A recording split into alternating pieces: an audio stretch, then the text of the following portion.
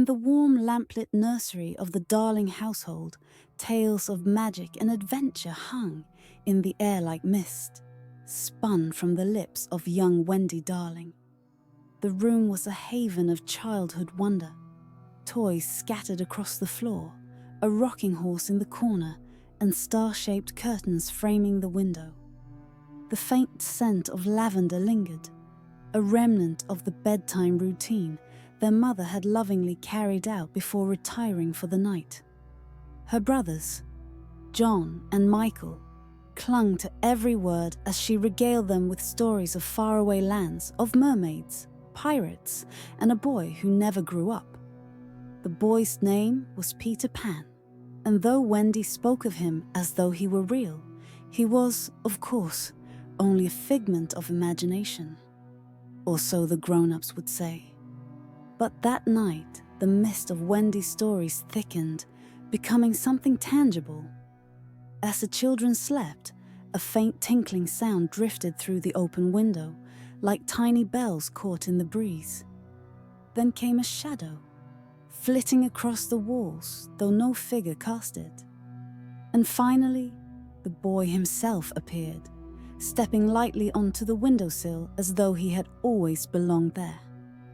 "Wendy Moira, Angela Darling," he said, his voice carrying the bright lilt of eternal youth. "I've come to hear your stories." Wendy awoke with a start, and there he was, Peter Pan, dressed in leaves and shadow, his grin mischievous and inviting.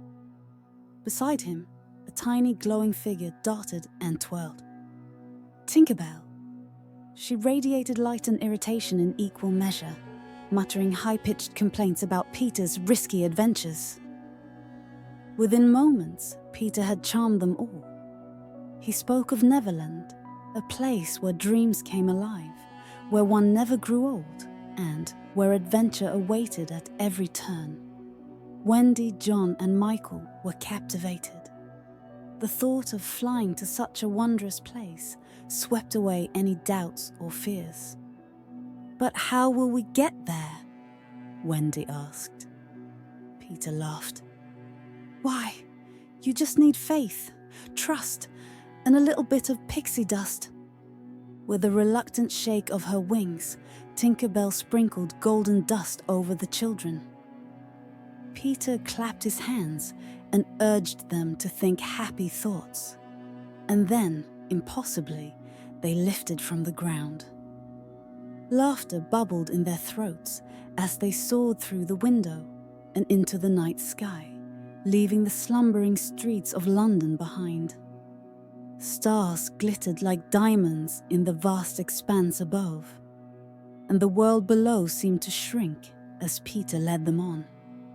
When they arrived in Neverland, it was as though they had stepped into one of Wendy's stories. The island was a kaleidoscope of wonder. The sea shimmered with impossible colors, and the jungle thrummed with life.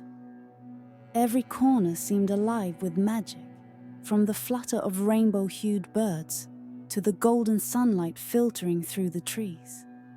The Lost Boys, Peter's ragtag group of companions, greeted them with whoops and cheers. Wendy felt like a queen as they proclaimed her their mother, though she quickly assured them she was far too young for such a title. They spent their days exploring the island's many marvels. They swam in lagoons where mermaids sang hauntingly beautiful songs, their voices weaving spells that made the air hum. They climbed to the peaks of jagged cliffs, where they could see the whole island spread out below, and played hide-and-seek in sprawling meadows dotted with wildflowers. At night, they gathered around roaring bonfires, listening to Peter's exaggerated tales of bravery and mischief.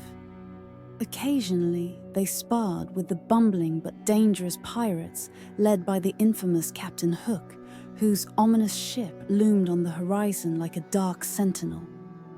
The days were golden, filled with laughter and endless play.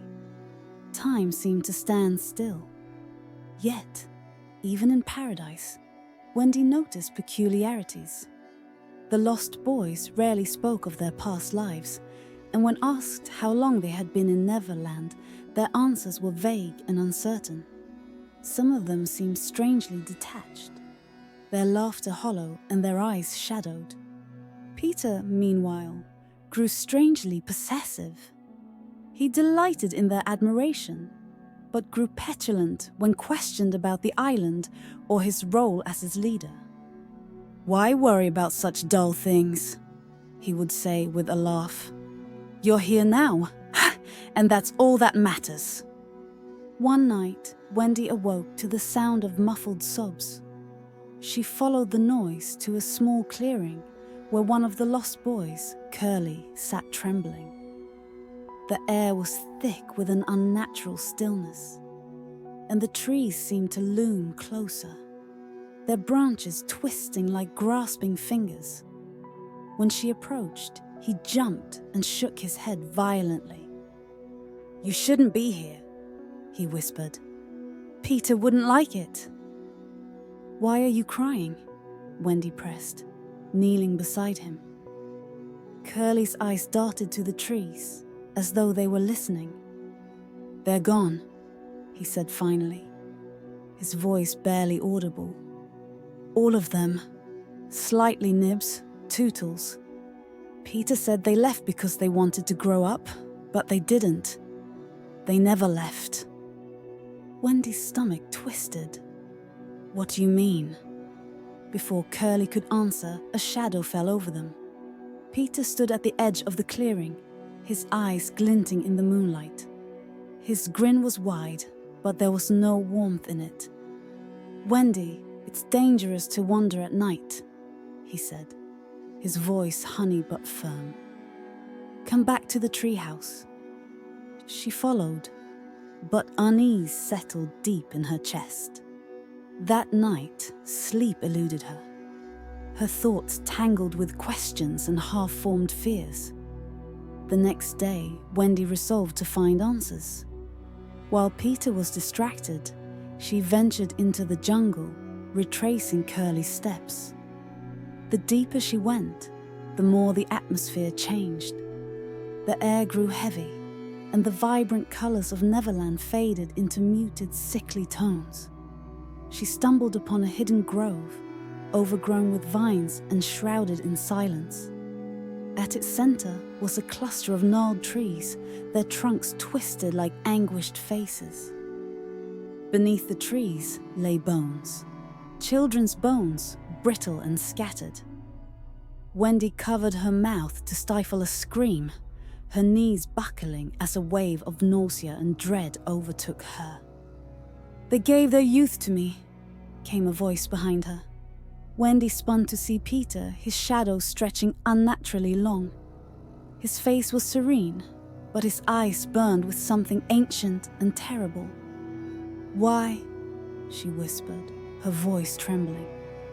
"To stay young forever," he said simply. "Growing up is a disease, Wendy. I saved them from it. They stay young forever in their sacrifice to me. And now, so will you." He lunged, but Wendy fled, her heart pounding.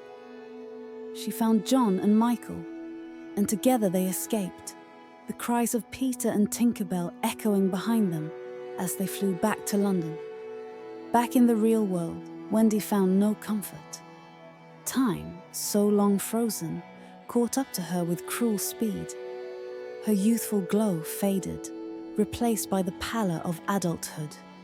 She became obsessed with her memories of Neverland, unable to shake the feeling that something vital had been ripped from her. She would often sit by the window, gazing out at the stars and listening for the faintest sound of tinkling bells. John and Michael moved on, their memories of Neverland fading like a dream. But Wendy clung to hers, yearning for the carefree days of youth.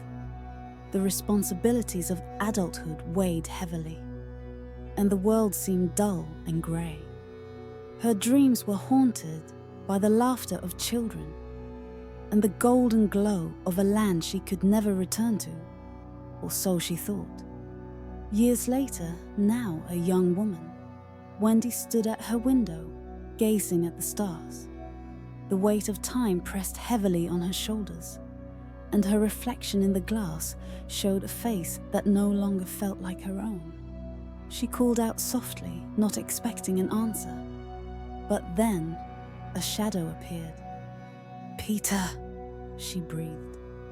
He smiled, unchanged, as though no time had passed. "Come back with me, Wendy. Be young again." Desperate, she agreed. But Peter's grin widened as he took her hand.